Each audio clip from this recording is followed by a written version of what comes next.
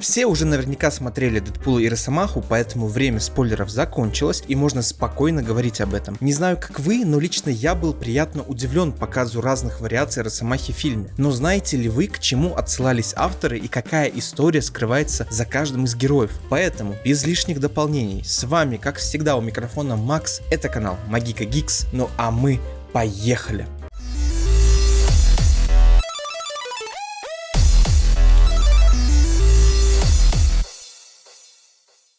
Начать, я думаю, стоит с открывающей фильма сцены, где нам показывают мертвого Логана и то, как Дэдпул в порыве танца использует его когти и кости, чтобы убить солдат УВИ. Если честно, я так в себе и не разобрался, что в итоге вызвала у меня эта сцена. Вроде постановка кадра, сама драка и весь визуал были классными, но эстетическая сторона во мне билась в конвульсиях со словами «как так можно?». Ведь на самом деле это тот самый Логан и Росомаха, на котором я вырос. И как уважающий себя человек я смотрел все фильмы Люди Икс и, конечно же, Сольники Росомахи. И для меня фильм Логан стал очень даже личным моментом локальной истории. И я очень был рад возвращению Хью Джекмана к роли. И, пожалуйста, не путайте возвращение Хью и возвращение Роберта. Фильм Логан хоть и был якобы последней историей Росомахи, но он был локальным. Росомаха не погиб в битве за землю или еще в более эпичной истории, в которой можно было бы поставить точку. Да, он погиб как герой для детей и X-23, которых спас, но как зрителю не такого конца я ожидал от любимого героя. Теперь у меня есть шанс увидеть то, как Хью в роли Росомахи отдаст жизнь в последней битве Секретных войн и уже, наверное, навсегда покинет роль Росомахи, ну, по крайней мере, в основном сюжете. Но, опять-таки, я буду рад увидеть его в каких-либо других вариациях Росомахи. Да, в принципе, вообще в любых героях и даже злодеях. Но главный момент, что этой истории должны быть локальные, не влияющие и не пересекающиеся в основном таймлайне Marvel. Теперь вы понимаете, почему я не был в восторге от появления Роберта, хоть и в новом амплуа, но все же. Это все так, лишь мысли, и суть в том, что данная Росомаха — это версия Росомахи из уже не каноничной вселенной Фоксов, а в частности из фильма Логан. Теперь же пойдут версии Росомах, которые нам показали вкратце, но про них есть что рассказать. Давайте начнем с коротышки Логана. Это второй вариант Росомахи, которого мы видим и который находится ближе всех к земле. И нет, он не низкий, а просто компактный.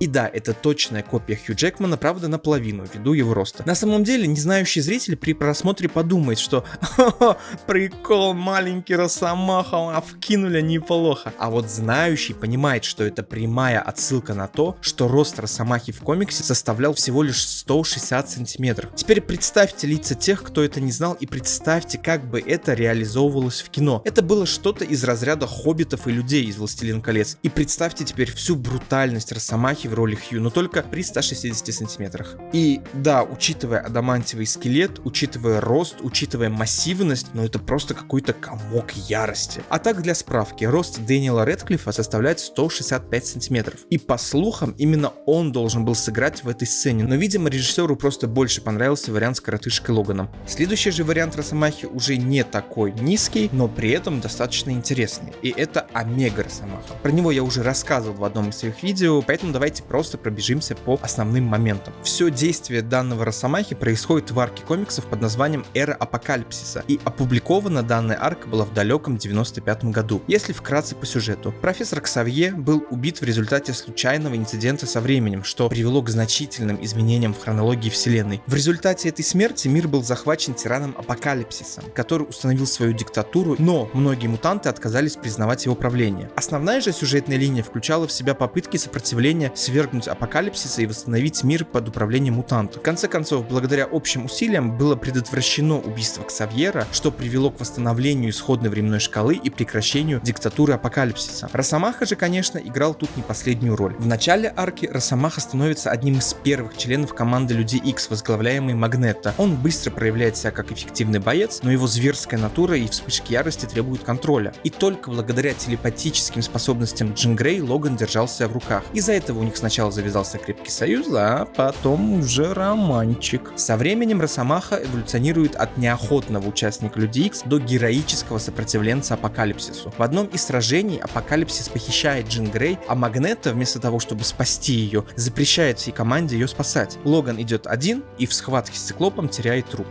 В итоге он ее спасает, и они уже отдельно, но вместе начинают сражаться против Апокалипсиса. И судя по сцене, Дэдпул встретил данного Росомаху как раз в промежутке промежутке после потери руки, но до того, как Апокалипсис был уничтожен. Теперь давайте поговорим, наверное, про самую элегантную версию Росомахи, который в комиксах называется Патч, псевдоним, используемый во время спецоперации на острове Мадрипур. Задумка с псевдонимом появилась у Marvel еще в 80-х, но более широкую известность получила в достаточно свежей линейке комиксов под названием Росомаха Патч 2022 года. Если опять-таки вкратце по сюжету и без спойлеров. Во время ложной смерти Людей Икс Росомаха сбежал на остров Мадрипур и придумал себе личину Патча, который он в дальнейшем использовал постоянно во время спецоперации на острове. А в свежей линейке комиксов рассказывается о возвращении на остров, встречу со старыми друзьями и врагами, и при этом во всем будет замешан Ник Фьюри. Впрочем, ничего нового. Сам остров презентовали нам еще в 2021 году в сериале «Сокол и Зимний солдат», когда барон Зема привел туда Сокола. Про следующего Росомаху не скажу, что это какой-то особенный Росомаха, а скорее особенная ситуация, ведь данная сцена с Халком — это, во-первых, прямая отсылка на первое появление Росомахи в комиксах, которое произошло в «Невероятном Халке» номер 180 с последующим сражением в 181 выпуске, а вот отражение Халка в когтях и сам костюм — это прямая отсылка на обложку «Невероятного Халка» номер 340. Росомаха и Халк частенько сражались как в комиксах, так и в мультфильмах, и после премьеры Дэдпула и Росомахи инсайдер My Time to Shine Hello анонсировала, что внутри Marvel уже начали разработку проекта под названием «Росомаха против Халка». Выход подобного фильма очень даже возможен, так как наступает эра фан-сервиса, и в данном случае не в плохом его понимании, и опять-таки, если это будет локальная история. Давайте теперь поговорим про самого старого варианта Логана, которого нам показали, а именно старика Логана, прямиком из комиксов. Причем это более каноничная версия Росомахи, если мы говорим, конечно же, про арку Старик Логан, так как напомню, что фильм Логан вдохновлялся данной аркой. Если вкратце про арку. В свое время из-за проделок Мистерио Росомаха убил многих супергероев, и из-за этого злодеи захватили мир, а герои разбежались кто куда. И вот спустя 50 лет Логан, отошедший от супергероики, живет со своей семьей на ферме, которую крышуют потомки Халка. Логан задалживает им деньги за крышу и в попытке найти деньги соглашается на предложение также постаревшего Соколиного Глаза отвезти посылку. И пока Логан отсутствует, потомки Халка приезжают на ферму и убивают всю семью Логана. Вернувшись обратно, Росомаха, видя данную картину, клянется отомстить, а что было дальше, я не буду вам раскрывать, может вам самим интересно будет почитать, но скажу, что он добивается своей цели и в конце надевает точно такой же костюм, который мы видели в фильме. А данная сцена с данным вариантом Логана отсылает нас на обложку комикса «Поразительные Люди Икс», выпуск номер 251, выпущенную в 89 году. В сюжет углубляться я не буду, но если опять-таки вкратце. После распада Люди Икс Росомаха попадает в плен к давнейшим врагам команды, а именно киборгам-наемникам, которые подвергают его ужасным пыткам, проиллюстрированные как раз-таки на обложке. Из интересного добавлю, что примерно в этом же промежутке времени, но только на 5 выпусков ранее, нам впервые показали Джубили, будущую участницу Людей Икс, сыгравшую не последнюю роль в их приключениях. И, кстати, добавлю, что ее рост составляет 165 сантиметров, то есть по комиксам она была даже выше Росомахи. Теперь давайте соприкоснемся к лютейшему фан-сервису, но опять-таки в хорошем смысле данного слова. В отличие от остальных вариантов Росомахи, которых играет Хью Джекман, в этом фильме в роли Росомахи появляется еще один неожиданный актер, а именно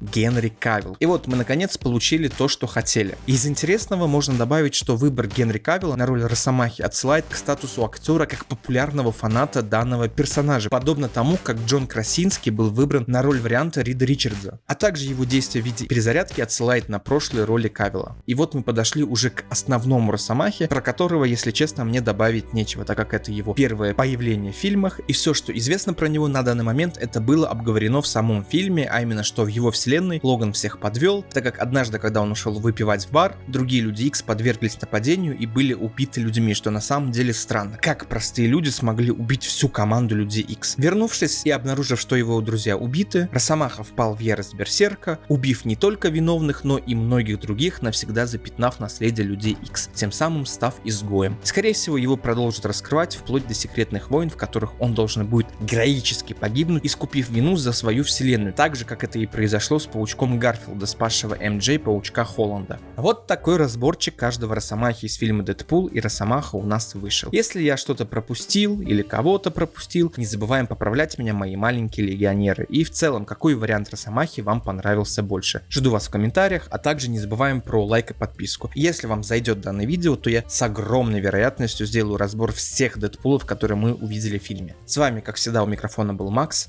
Это канал Магика Гикс. У меня все.